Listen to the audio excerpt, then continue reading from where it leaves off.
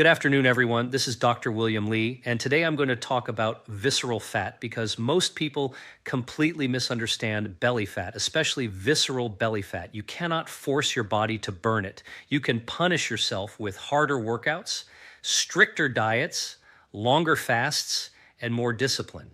But visceral fat does not respond to force. It responds to signals. And the most powerful signals your body receives all day happen in the first 45 to 60 minutes after you wake up. Think of your body like a control room. Every morning, before you eat, before you move much, before the world fully hits you, your nervous system asks one critical question: am I safe today, or am I under threat? That answer determines whether your metabolism opens the door to fat burning or locks it shut and shifts into fat storage and defense. This is why two people can eat the same food, fast the same hours, even exercise the same way, yet one loses visceral fat and the other doesn't. The difference is not willpower, it's morning chemistry. When you wake up, cortisol naturally rises. Cortisol is not bad, it's a survival hormone. It helps you get out of bed, mobilize energy, and stay alert. But if cortisol spikes too high, too fast, or stays elevated too long, it sends one clear message to your body: danger. And when the body perceives danger, it does three things automatically. It holds on to fat, especially visceral fat. It raises insulin resistance, and it slows long-term repair. Visceral fat is not just stored energy, it is protective fat. It wraps around organs, produces inflammatory chemicals, and acts like a shield. Your body keeps it when it thinks survival is at risk. So if your mornings are chaotic, rushed, dehydrated, overstimulated, caffeinated, and stressful, you are unknowingly telling your body every single day: do not let go of this fat. This is why mornings matter more than people realize. Morning is the thermostat. Morning sets the operating system. Morning decides whether your metabolism runs in burn mode or store mode for the next 12 to 16 hours. And here's the part that surprises people. This decision is made before breakfast, before calories matter, before carbs matter, before fasting matters. The nervous system makes its choice first, and metabolism follows orders. Over the years, watching thousands of patients struggle with visceral fat, insulin resistance, fatty liver, and stubborn belly weight, I've learned this: the people who win are not the ones who do more. They are the ones who send the right signals early.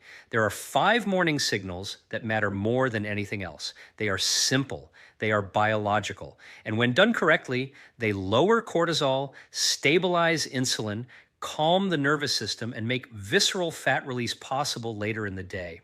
Today, I'll explain all the signals one by one, slowly. So please take a few minutes of your day today and watch this important lecture till the very end. The first signal your body receives in the morning has nothing to do with food, exercise, or motivation. It has to do with hydration and minerals, and it happens within minutes of waking up. Most people get this wrong, and the consequences show up later as stubborn visceral fat, cravings, and a metabolism that feels stuck. When you sleep for 6 to 8 hours, you are not taking in water, sodium, potassium, or magnesium. Meanwhile, your kidneys continue filtering blood, your lungs release moisture, and your nervous system stays active. By the time you wake up, you are mildly dehydrated and electrolyte depleted, even if you feel fine. Now, here's the key point. Dehydration is interpreted by the body as stress. The moment your brain senses low blood volume or low sodium, cortisol rises to compensate. Cortisol's job is to help you survive low-resource situations. It raises blood sugar, tightens blood vessels, and tells fat cells to hold on to energy, especially visceral fat. So when someone wakes up, skips water, and immediately reaches for coffee or their phone, they are stacking stress on top of stress.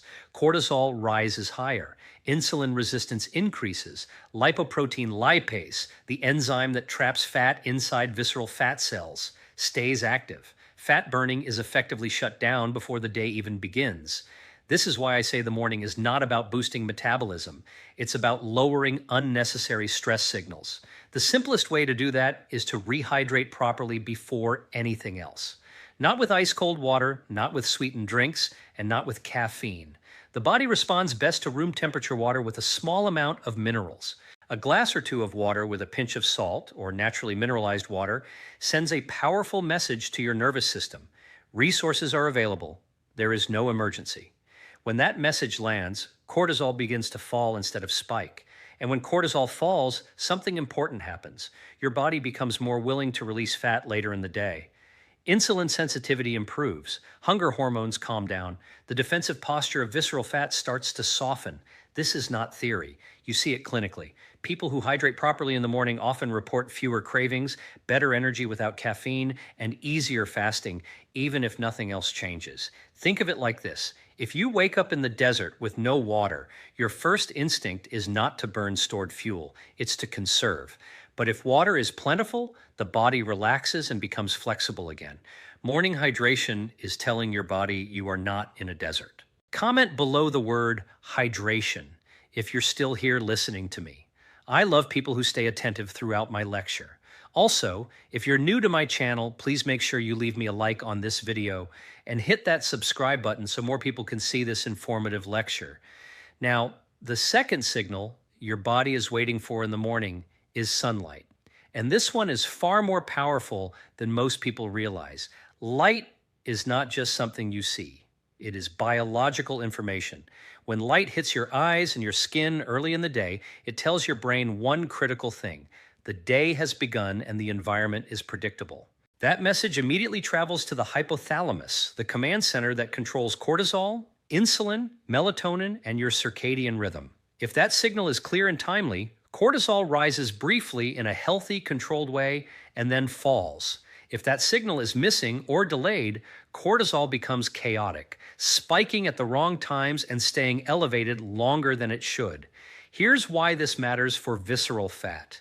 Cortisol is not a bad hormone. It's a survival hormone. But chronic mistimed cortisol keeps your body locked in threat mode. And when the body perceives threat, it does not burn visceral fat. It protects it. Visceral fat is emergency fuel. The body will not let go of it if it thinks danger is nearby. Morning sunlight is how you tell your body there is no danger. When light enters your eyes within the first 30 to 60 minutes after waking, it anchors your circadian clock. This sets off a cascade. Melatonin shuts off properly. Cortisol peaks and then declines. Insulin sensitivity improves, and appetite hormones like ghrelin and leptin begin to normalize. Later in the day, this same signal helps melatonin rise naturally at night, improving sleep, and better sleep further lowers cortisol the next day. You can't separate these systems. Sleep, stress, fat storage, and insulin resistance are all wired together. Now, contrast this with what most people do.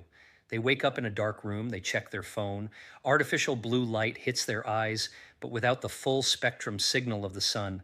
The brain gets confused, cortisol rises, but without direction. The nervous system stays on edge, visceral fat stays locked. Even worse, scrolling through email or social media immediately activates the dopamine stress loop. The brain interprets novelty, comparison, and urgency as potential threats. Cortisol rises again. You haven't eaten anything yet, but your metabolism is already defensive. This is why I tell people don't look at your phone before you look at the sun. You don't need to stare at the sun. You just need to be outside or near a window, letting natural light reach your eyes. 5 to 10 minutes is enough on a bright day. On cloudy days, a little longer. If possible, expose some skin as well, hands, face, or arms. This single habit improves insulin sensitivity more reliably than many supplements. It makes fasting easier, it reduces evening cravings, and over time, it makes visceral fat more willing to leave because the body feels rhythm, predictability, and safety. Think of sunlight as resetting the thermostat of your metabolism. If you set it correctly in the morning, the rest of the day runs more smoothly without effort. Before I continue, tell me about your sunlight intake. How many minutes do you spend under morning sunlight exposure? And if you're enjoying the session so far, please make sure you like this video and share it with someone who can get benefits. Now, the third morning signal is the one people resist the most, delaying caffeine. And I understand why. Coffee feels like survival for many people, but the timing of caffeine matters far more than the caffeine itself, especially when visceral fat is the goal. When you wake up, your body naturally produces cortisol. This is called the cortisol awakening response. It's supposed to happen. Cortisol helps you mobilize energy, raise blood pressure slightly, and transition from sleep to alertness. Under normal conditions, this cortisol peak is brief and then begins to fall within the first hour. If you add caffeine on top of that peak, you don't get more energy. You get excess stress signaling. Caffeine works by blocking adenosine, the molecule that tells your brain you're tired. But it also amplifies cortisol and adrenaline. If cortisol is already high, and in many people it is chronically high, adding caffeine immediately tells the body we are under threat and need to stay alert.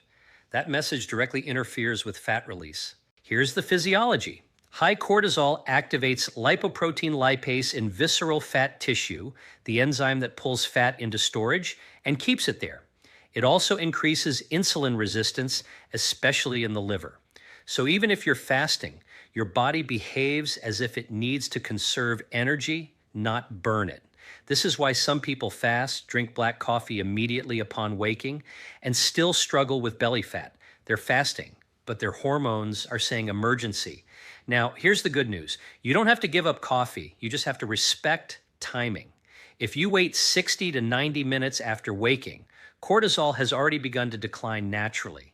At that point, caffeine no longer stacks stress. It enhances alertness without pushing the system into danger mode. The same coffee now feels smoother, fewer jitters, less anxiety, better focus, and importantly, less interference with fat burning. This delay also protects muscle. Chronic cortisol combined with caffeine and fasting can increase muscle breakdown in susceptible people, especially those under stress or under eating protein. By delaying caffeine, you reduce unnecessary catabolism while still getting the cognitive benefits later. What should you do instead during that first hour? Hydration, sunlight, calm movement. Let your nervous system settle into the day before you stimulate it. Think of caffeine like a volume knob, not an on switch. If the volume is already loud, turning it up doesn't improve the music. It creates noise. When cortisol is lower, caffeine works the way people expect it to. For those who truly feel unwell without immediate caffeine, green tea is often a better transitional option. It contains less caffeine and includes L-theanine, which blunts the cortisol response. But the goal remains the same. Don't spike stress before your body has stabilized. When you align caffeine with your biology instead of fighting it, fasting becomes easier, hunger becomes quieter, and visceral fat stops acting like protected territory. Tell me in the comments, when do you usually wake up and consume your caffeine? Let's learn about each other's current routine. The fourth morning signal is movement, but not the kind most people think of. This is where a lot of well-intentioned people sabotage their own fat loss. They wake up already stressed, underslept, dehydrated, and then they force intense exercise, hard cardio, boot camps, or heavy HIIT, thinking they're burning fat. What they're often doing instead is teaching the body to defend it. In the early morning, your nervous system is still transitioning. Cortisol is naturally higher, blood sugar is lower, muscles and connective tissue are colder and stiffer. If you apply high-intensity stress at this moment, the body interprets it as threat, not training. Threat equals cortisol. Cortisol equals fat storage, especially visceral fat. This doesn't mean exercise is bad, it means timing and intensity matter. The goal of morning movement is not to exhaust yourself. It is to tell your nervous system, I'm safe, I'm mobile, and the environment is under control. Low-intensity movement does exactly that.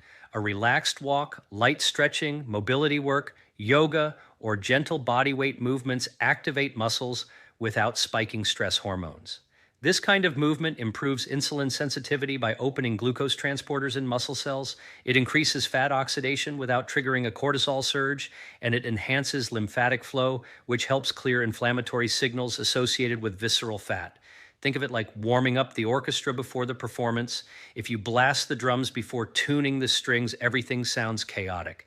But if you warm up slowly, the whole system plays better later. There's also a nervous system component that's often overlooked. Gentle movement activates the parasympathetic system, the rest and digest state. This shifts your body away from survival mode. When the parasympathetic system is active, fat release improves because the body no longer feels the need to hoard energy. This is why some people notice that their waist measurement drops more from walking than from aggressive workouts. It's not about calories burned. It's about hormonal permission. Hard workouts have their place, but later in the day, when cortisol is lower, body temperature is higher, and glycogen availability is better. Morning is for alignment, not punishment. Another benefit of gentle morning movement is appetite regulation.